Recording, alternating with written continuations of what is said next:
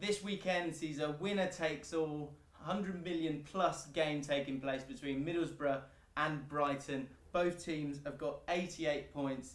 It couldn't be any bigger than this. We're going to talk about the whole championship season with myself, I'm a QVR fan, Billy from Besotted, and Rob from Fly Me to the Moon. Middlesbrough, Brighton and Burnley are all still going for the title. Burnley went up this week. Who out of those three, Bill, do you think is the best team and deserves to win the championship this year? I mean, I have to be honest, and I think that I've seen all the teams play. I've seen Boro play. I've seen Boro play 6 times in the last year. Actually, now we've played them 6 times, and we lost 6 times as well as Brentford. But hey, it's not a problem. I'm not bitter. We move on. Not bitter, Rob. But I have to admit, I thought Burnley was so-so until they played us in January. Played us on a Friday night game.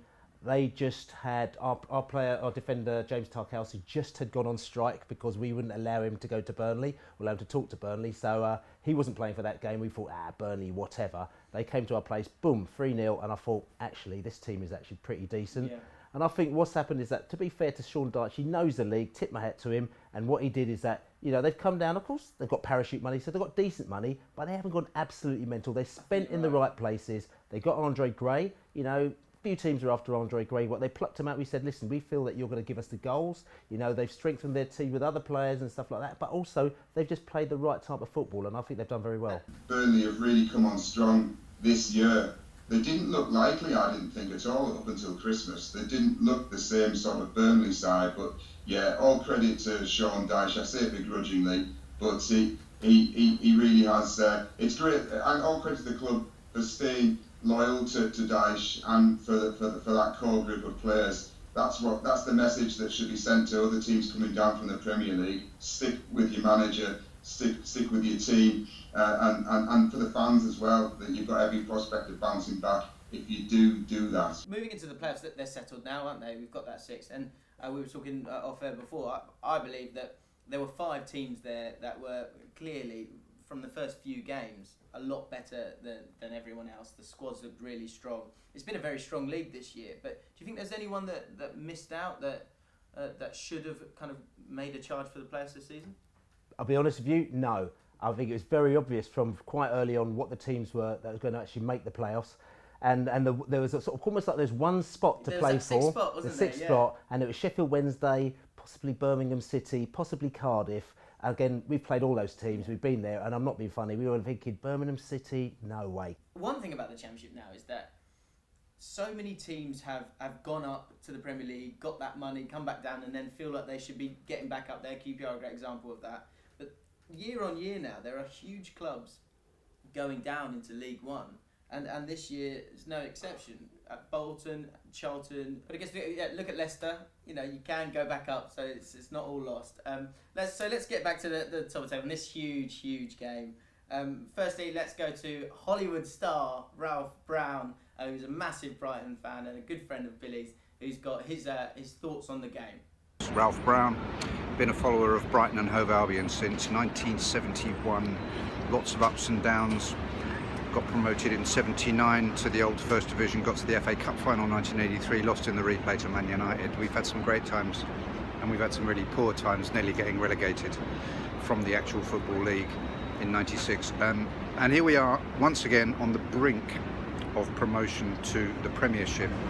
If we don't beat Middlesbrough on Saturday, we'll be in the playoffs for the 4th year out of 5, or maybe 3rd year out of 4. But yeah, we've got a bit used to the playoffs, and they are not good for us. This is one of those seasons where you think maybe the top 3 should go up. That's obviously the nightmare scenario, because whoever comes 3rd always says that. But what do we got to do?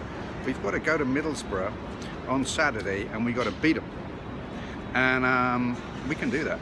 We've got the team this year. We've had a really tremendous season. We've got a record-breaking, unbeaten run, record-breaking of our whole history with Chris Hughton, and we've had a fantastic run-in as well, whereas Boro appear to have had a few internal problems, and they've stumbled a bit recently. Both of us have drawn with Derby, and they drew with Burnley. They've had a few draws. Listen, it's a 90-minute cup final for us. Come on, you Seagulls. Fingers crossed. Premiership, here we come. We're ready. So that's what Ralph thinks. But Rob, I mean, firstly, how are you feeling this week? going into it, you have gone for it this season, haven't you? You spent a decent amount of money. You had a very good defence last year, and you've built on that, and the defence has still been superb this year. But you spent money on Downing, you spent money on Jordan Rhodes in January. So what is the feeling for you this week? Would it be a massive disappointment? And I know it'd be a massive disappointment, but would you be sort of angry that you haven't gone up this year when you spent this amount of money and got a squad like you have if you don't do it this week? Walking out of St Andrews on Friday night when we'd only drawn, and when Ayala, even from watching it live, it didn't look offside, the goal that would have made all the difference. I was really sort of downcast and thinking, no, we're going to have to go through the playoffs. We're going to have to have that torment again. But I couldn't watch the Brighton game on Monday, and then I got the phone calls afterwards because I didn't follow any communication. They've drawn 1-0, and Dunk's been sent off.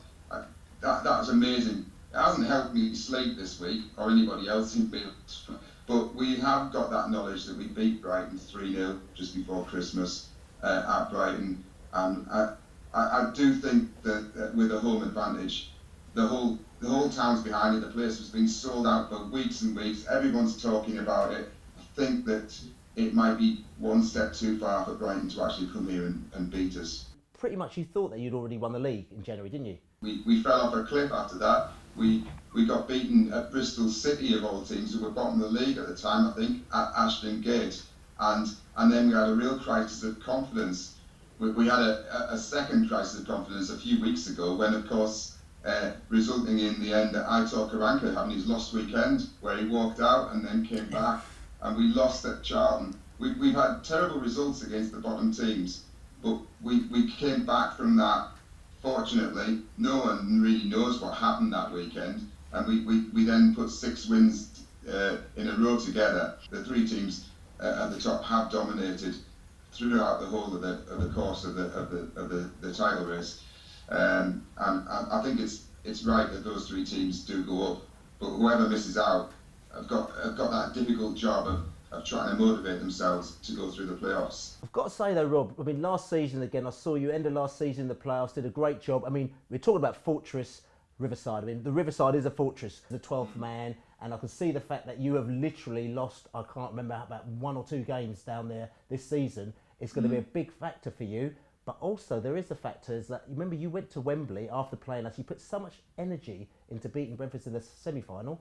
By the time you got to the final, you just kind of blew it out, and it's almost like it was one step beyond to you, and it's almost like a lot of the Boro fans sort of say at the last minute we always bottle it a little bit. And you're at that stage now because this is a cup final for you, and even though all the stats are in your favour, it's at home, you let in no goals, you're absolutely brilliant, you know, your defence is fantastic, it's one match, and you have a tendency to bottle it when it comes to that last match. I'm not saying it in a negative way, you understand what I mean, don't you? Yeah, how are you taking a compliment out of that, Rob? We tend to bottle it at Wembley, but we obviously won a cup final the season when it was away in Cardiff, and we'd always like a cup final on our home ground. I think that's very different. If you look at when we were, as a more seasoned fan, going through Europe when we beat Basel and Steaua Bucharest, when we were we had to come back from the dead in those 2 games. They were like our cup finals in the UEFA Cup because they were at home and they were the big atmosphere. I think everyone's very, very determined and very positive about it. Both these sides have got established Premiership names that have dropped down as well. You've got Sidwell. Knockout was okay in the Premier League. At Boro, you got Downing and Rhodes, so very experienced squads as well. I mean, who's going to be the key player then for Brighton in this game? Knockout, I think, is that if he plays his game right and the creative midfielder inside there, he's going to be absolutely brilliant. But what Derby did is that they just contained him, right, and they actually didn't allow him to do what he needed to do. So that's a problem. And obviously, a key player is going to be Hemed. He scored 17 goals, so you need to do what you do. 11 since January, you know? which is incredible. But the thing is that he's going up against Boro's defence, and they're hardcore. I mean, there's 2 central defenders, right? You've got Ayala and Gibson, okay, in the middle, right? They're proper rocks inside there. If they've got their normal defence in there, they're going to be very hard to break down. But I think that Brighton, it's almost like they've got nothing to lose. So if they can go out there and play their creative game and also get a goal ahead, because the other thing about Boro, once they go a goal ahead, they really, really, really ever lose. I think Jordan Rhodes has yet to score at home. This could be the game. No way. Incredible. Sometimes we'd be quite anonymous in a game, which would sort of almost lull you into a false sense of security, and then he'd pop up and nick one in. He talks about himself being a great goal scorer rather than a scorer of great goals, which is a good line. So here we go. Let's put your neck on the line now, guys. It's prediction time. Rob, we'll go with you first. What's it going to be? What's the outcome? I just hope that we can score an early goal and settle everybody's nerves, and then we can go on to win 2-1. 2-1. Phil? This is a difficult one for me because I've got a lot of really good friends in Boro in the last 2 years that we've been playing them. I've met a lot of people through Rob and everyone. I mean, I'm talking about lots and lots and lots of Boro friends, really, really good friends. Talk to them all the time. Every time they come down, we have a good party, have a good laugh, and I really like them. The thing about it is that when you have another team that, you know, the friends support, you want to wish them well. So with Boro, it's almost like I do really wish them well. Yeah. Okay, they might have beaten us, but you wish them well. But on the other hand, I've also got a lot of really good Brighton fans as well. So Come on, Bill, get on with it. Oh no, but it's a difficult one. So what I'm not going to do is I'm not going to predict the score. I'm going to predict it as to who I actually want to play next season and who I want to see next season. Oh, right. And I want to see Boro again next season because I believe they've beaten us 6 times and they're not going to beat us again. So if you want to see you again next season, that goes against what every other Brentford fan thinks, by the way. I'll tell you what, for me, here we go. Boro go up, 1-0 win, heartbreak for Brighton, but Bobby Zamora gets his 3rd winning goal in the playoffs for Brighton. Everyone's happy. Think that could happen? Probably. It's Bobby Zamora, anything can happen. So thanks, Rob, for speaking with us. Guys, check out both Besotted and Fly Me to the Moon if you're a Boro or a Brentford fan, or if you just like good football fans talking about good football.